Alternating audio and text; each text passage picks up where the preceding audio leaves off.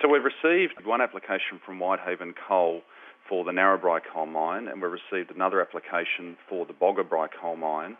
Both of those applications have only quite recently come to us. I think the Whitehaven one on the order of late last week, and the one for Boggabri coal mine only, I think, on Monday this week.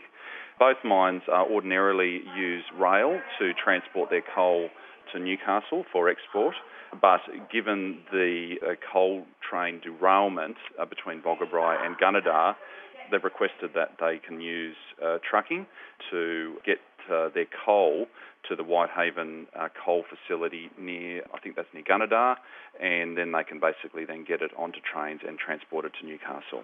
Now, we know that Whitehaven was telling us yesterday they've got a trial underway at the moment of 20 trucks. Ultimately, they'd like to use 59 for the 2 to 3 months that this might be necessary.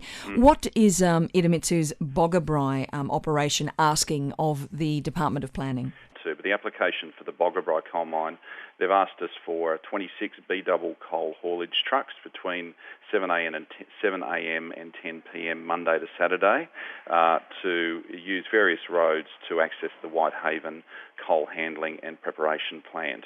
With both of these applications together, you're looking in the order of more than 500 return coal truck movements. In other words, 1,000 movements all up for them to get their coal on the train line to Newcastle. Clearly there are major economic issues here in terms of the stockpiles running out of capacity and in fact the whole ability to continue operating the coal mines, which makes these emergency planning applications.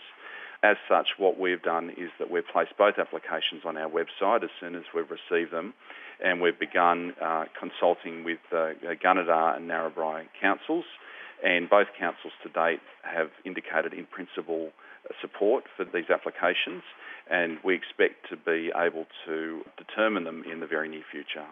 Is it likely that the applications are going to receive a positive response? Are you going to take public submissions? Will there be time to do that? Well, look, if members of the public do want to contact us and have their say, certainly they can do that. We haven't done a formal public exhibition for both of these proposals. We're not compelled to, in the nature of these modifications, to do a formal public exhibition.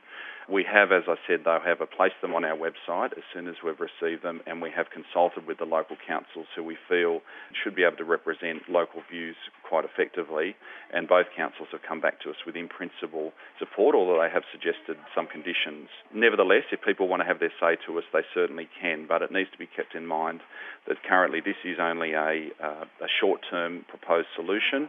There are various different reports about when the railway line may be up and running again, ranging from Christmas to February or March next year.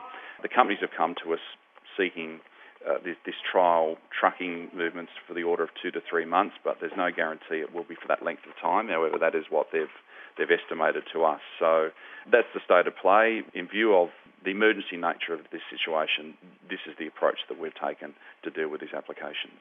And obviously, with all those extra truck movements on the roads, would you be looking to either coal mine to perhaps compensate for any damage to roads if that occurs over the period of the 8 to 12 weeks?